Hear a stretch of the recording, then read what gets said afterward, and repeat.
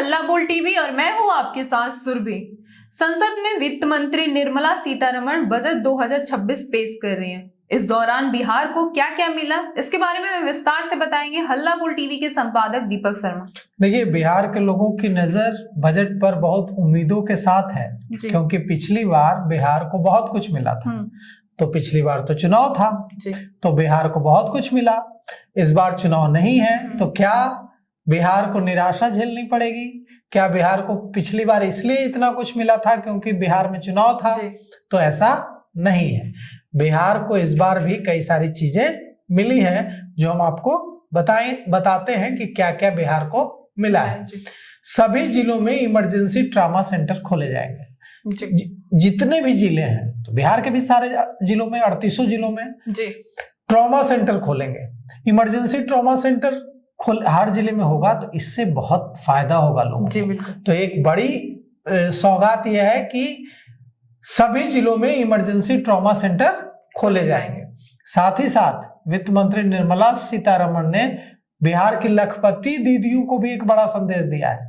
बिहार के लखपति दीदियों को, ग्रामीण महिलाओं के लिए, बिहार के लखपति दीदी जो कि कारोबार व्यवसाय करती हैं, लघु उद्योग करती हैं, छोटा छोटा, उनके लिए, ग्रामीण महिलाओं के लिए शी मार्ट बनेंगे जहां उनके सामान बिकेंगे। तो शी मार्ट का तोहफा बिहार के लखपति दीदियों को निर्मला सीतारमण ने, वित्त मंत्री ने दे दिया। तो दो चीजें हुई, एक तो कि सभी जिलों में इमरजेंसी ट्रॉमा सेंटर खुलेंगे, और दूसरा कि एक और जो बड़ा फैसला वित्त मंत्री निर्मला सीतारमण ने एक बड़ी घोषणा की है महिलाओं के लिए कि हर जिले में जो वर्किंग वुमन है, कामकाजी महिलाएं हैं, उनके लिए एक हॉस्टल खुलेगा।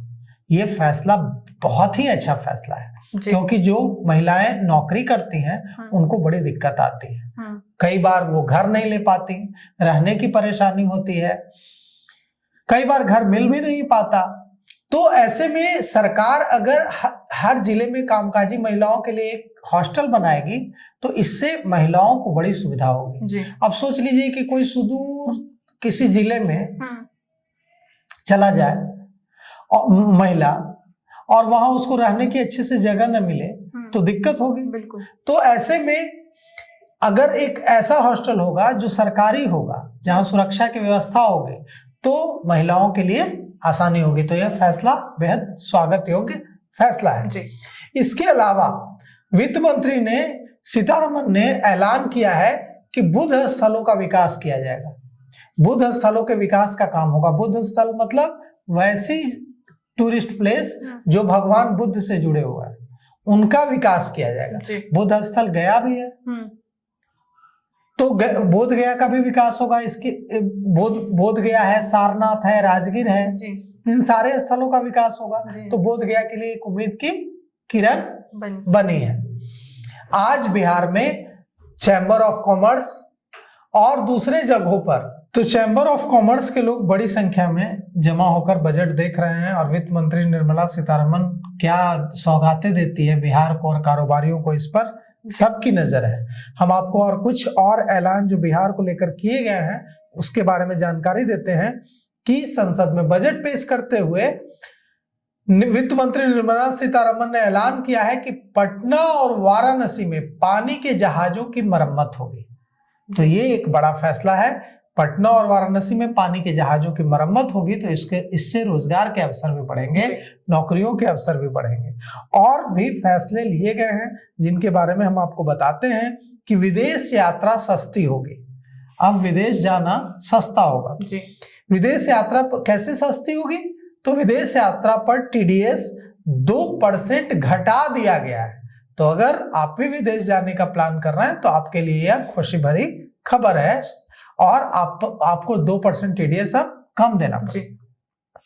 निर्मला सीतारमण ने यह भी ऐलान किया है कि छोटे किसानों को 20,000 तक का लोन दिया जाएगा। और जब निर्मला सीतारमण बजट पेश कर रही हैं तो भारतीय जनता पार्टी कार्यालय में बिहार के गृह मंत्री सम्राट चौधरी मौजूद हैं, और प्रदेश कार्यालय में दूसरे भारतीय जनता पार्टी के नेताओं, कार्यकर्ताओं के साथ मिलकर बजट का बजट की घोषणाएं सुन रहे हैं जी।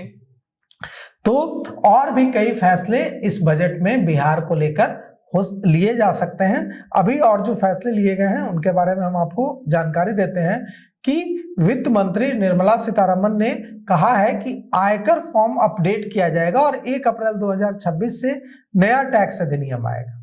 उन्होंने और भी कई सारी घोषणाएं की हैं जो बिहार और दूसरे राज्यों के किसानों के लिए, खासकर किसानों के हक में बड़ा फैसला साबित हो सकता है। जी। बजट 2026 में बिहार के लिए तमाम विकास के साथ साथ और रोजगार के भी अवसर मिलने वाले हैं। इसको लेके आपकी क्या राय है हमें कमेंट करके जरूर बताएं। फिलहाल इस पेशकश में इतना ही। तमाम खबरों के लिए देखते रहें हल्ला बोल टीवी। धन्यवाद।